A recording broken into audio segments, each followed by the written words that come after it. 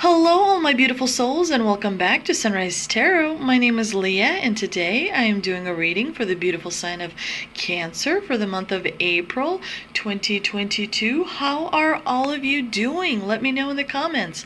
What city, what town are you watching from? It would be really fun to find out, and it will also help me connect with your energies. As you know, my dear Cancer, this is a general reading, so there will be parts that may not resonate with you. Only take the parts that do resonate and leave the rest for someone else. I've already meditated on the cards, I've already shuffled the cards, and this is a spread that I have for you today.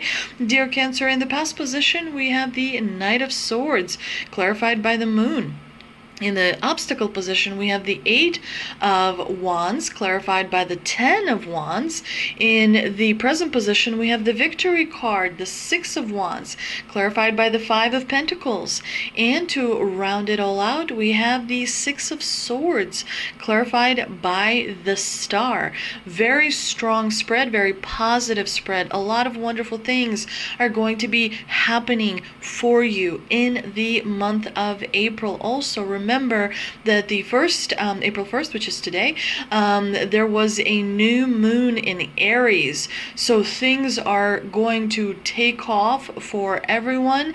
Definitely make sure, especially April 2nd, April 3rd, April 4th, make sure to write things down that you want to manifest. Make sure that you are very descriptive, that you are very detailed about what it is, what type of situation you want to manifest, or if it's a person, what are the qualities of that person, what does that person look like, if it is like a promotion, why you want to have a promotion, what you expect from the promotion, how that promotion is going to make you feel, if it is like purchasing a home or relocating. There's many ways to describe it. The better, the more words you write down, the more the universe understands how you feel, and so the more it brings the situation you want to manifest to you.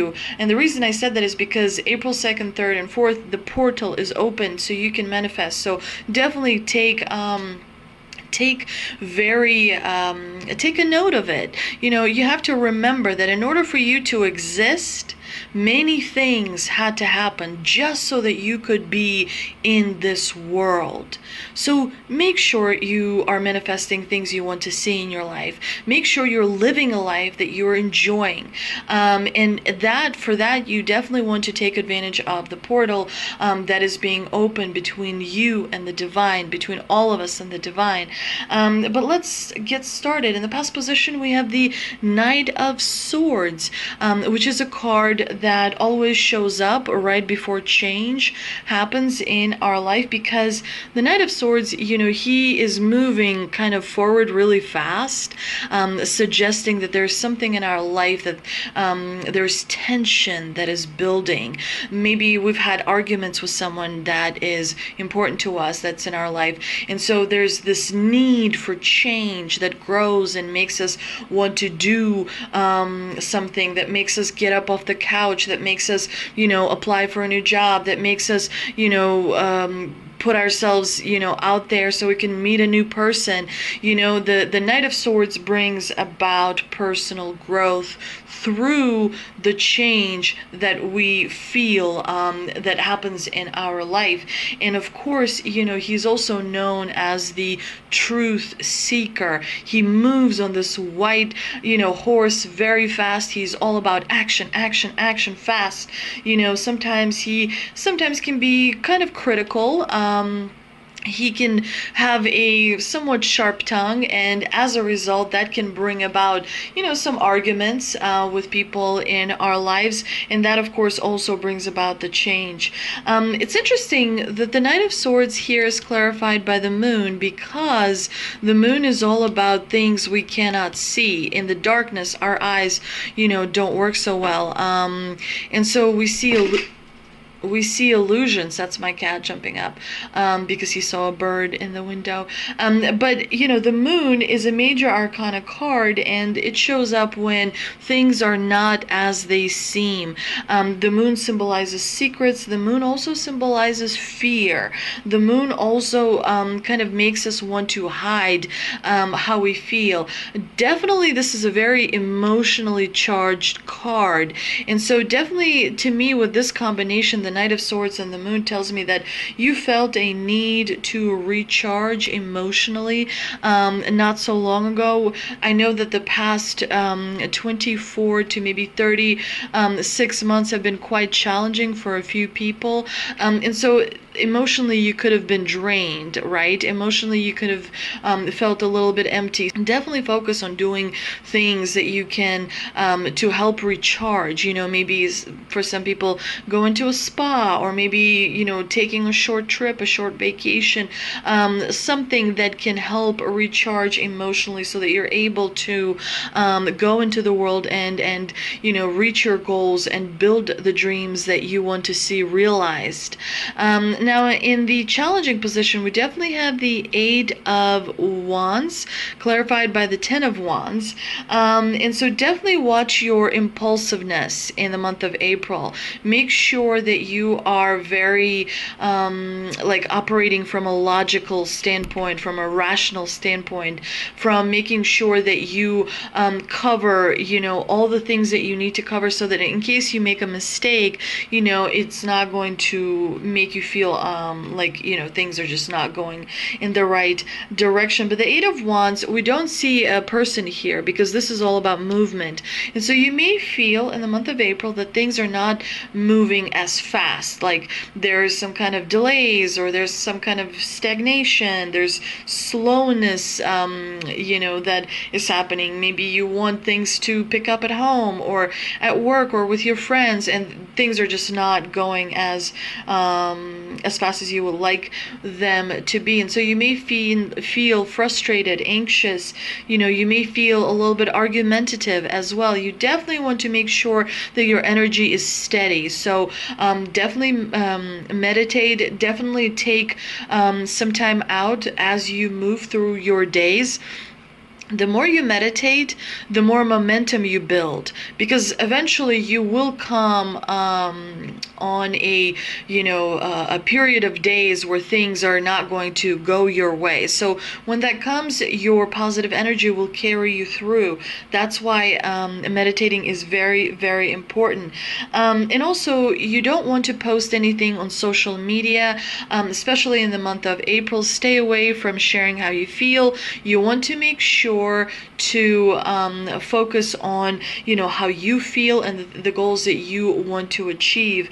It's interesting that you have the Ten of Wands in the clarifying position, because definitely you may feel a little bit tired. You may feel a little bit stressed out, overstressed. You may be avoiding some responsibility that you need to take care of, or there may be someone in your group of people that you see every day that's avoiding their responsibility, and as a result things are kind of slow for you, and as a result you feel frustrated. The good thing is that you have the Six of Wands in the present position, the card of victory, the card of recognition, the card of, you know, being right, the card of being popular, the card of, you know, being and feeling recognized for something that you did, and you deserve it, Cancer, very much so.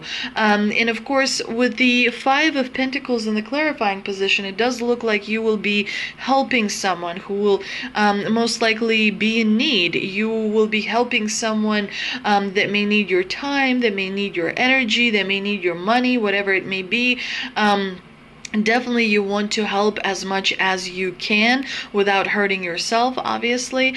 You know, as long as you are, you know, being careful when it comes to your energy, when you don't allow other energies to kind of taint your energy, you know, feel free to help as much as you can, and invest as much as you can in other people. There are a lot of people who require help and require our time, so it's important to volunteer. It's important to do everything everything you can for, because you're like paying it forward in a way. Now, in the future outcome position, we have the Six of Swords, which is good because you are moving in the right direction. You are moving in the direction of feeling happier, feeling more in harmony with yourself, feeling more fulfilled, feeling more achieved. The Six of Swords is really a good, it's a good card. It's telling me that things are changing for you. Some of you may actually be changing physical locations, like literally moving, if you will. Some of you will be finding solutions to the issues, to the problems you felt before, because you have gone through a period of growth. And so the answers that were not available to you before are now available to you. You're strong enough, you're smart enough, you're not too old, you're not too young, you're exactly where you are supposed to be. And the experiences that you've had in the past have shaped the person that you are today. So please be very grateful to those experiences. You are very smart and you're very capable to create the life that you want to see. And this is why the divine is giving you the Star card. The Star is all about a wish coming true because you deserve it. You have earned it. You have earned the recognition that you are getting. So, don't beat yourself up over things, because we all do that. Sometimes when we are being super critical of ourselves, we tend to, talk ourselves down and no, that cannot be achieved. That's impossible. This is impossible. But literally the word impossible means I am possible. So it's important to remember that, you are an original, an amazing human being. So keep moving forward. And you have the Star. You are realizing your dreams. The Star is also about healing as well. As you evolve, you need healing, because as long as you evolve constantly, so you need healing constantly, because things happen in life, in day to day, as well as in a more significant way. So it's important to heal. Healing is part, or should be part of, like a regimen that you do on a daily basis. Now let's see what we can clarify with the Shaman's Dream Oracle card. And we've got Crown Games, Right Use of Power, and Root Girl, the Disowned Self. I really like the Crown Games because it kind of reminds me of the Game of Thrones, and I was obsessed with the Game of Thrones. But let's see, the Crown Games is all about leadership. There is a game of power played by all people, whether they're conscious of it or not. It concerns who has the power, who doesn't have the power, how to get more of the power, how to not lose the power which you have, how to wield the power, and how to not get drunk with the power. These are the matters you need to ponder now that you find yourself in the Crown Games too. You want to be on top, the best, the most effective, the most beloved. You may discover that your deep desire to help others is disguising the underpinnings of this complex game. Power and all it entails can be both dangerous and productive, destructive and redemptive. Which will it be for you? Can you forgive without condoning and keep your dignity when challenged? Will you be accountable, amenable to change or making amends? Can you let go of your need to rescue others? Lead with humility while letting others discover their way home. Now, you're learning that empowerment comes with a price and a sacrifice for sovereignty. This is time to pick your battles, use strategy, temper your reactions. You have the power to make a beautiful difference on behalf of others. Can you see a power as a currency that you must spend judiciously? True power is stewarded wisely, for it is given from the divine, not from the ego. In all your relations, the greatest beauty is when your power is shared. If you are in a higher position, it's even more important to be kind and respectful. Ask for guidance. It will come when you choose compassion over your own goals and desires. When you stop caring about who wears the crown, true success and influence appear for you. The root girl is all about the disowned self, hidden beauty, the need for acceptance and love. Root girl sits shivering, unclean, and naked at the base of the tree of the self. She is unloved, unwanted, and shunned for her deformities. She has no home but is safe burrowing underground to dwell near the deepest roots of this sacred tree. Who is she to you? Could this urchin be the one part of you that can lead you to wholeness and true purpose? This is a part of you, the embodiment of a deeply flawed perception of your failures, manifesting as guilt and shame. When you project envy onto others, or any emotion or instinct that you've learned to repress or deem unnatural, it's this homeless child self crying for attention, acceptance, and love. You want to lash out, ignore it, push it aside, all the while refusing to acknowledge this ugly quality as belonging to you. But if you would only look into the root girl's eyes and see the beauty and the unmet need, your unmet need, you would realize that this part of you asks for your compassion and understanding. This part of you was born when you were wounded and you were conditioned to believe you're not whole, that your expression of self is somehow too much or too little. You may have even inherited this creature from your ancestors. However, it was this child self came to be curled up at the roots of your sacred tree self. It's time to welcome her into your heart.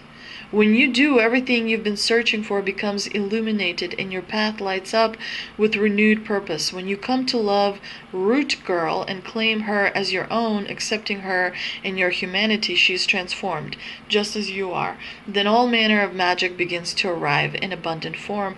Look for the beauty. I don't know why they call it Root Girl. I mean, I love the Shaman's Dream Oracle cards, but I feel like she's more like, they're basically describing a shadow. It's your shadow. It's everything that you repress because you don't want to acknowledge that you may feel envy or self-doubt, that you may not be perfect, that you may have had mistakes, that you made in the past. Shadow is something we deny because we don't want to associate with it, because we're ashamed of it, or we're disappointed by it, or we feel scared of it. But when we incorporate the shadow into ourselves, then we become this one person. Right now, a lot of times when people go through difficult situations, they separate from their shadow. They become kind of two. There's the me, the nice me, the public me, the thank you and please and doing everything correctly me, and then there's the shadow me that nobody sees, that I'm ashamed of, and so on and so forth. So when you incorporate and kind of acknowledge and forgive yourself, again, like I believe I mentioned previously, that experiences you've gone through before, don't be ashamed of them, don't hide from them, I'm not saying go out there and tell everybody, but don't think that other people don't have similar experiences or are not ashamed or something like that. It's important to remember that when you stand in the light, and out of the shadow, then you are kind of in your own light. When you give yourself forgiveness, when you give yourself understanding, when you stand in the light and there is no shadow, you become one whole person. Dear Cancer, I hope you enjoyed this reading. If you did, please like, share, and subscribe. Thank you so much for visiting my channel, and I will see you next time.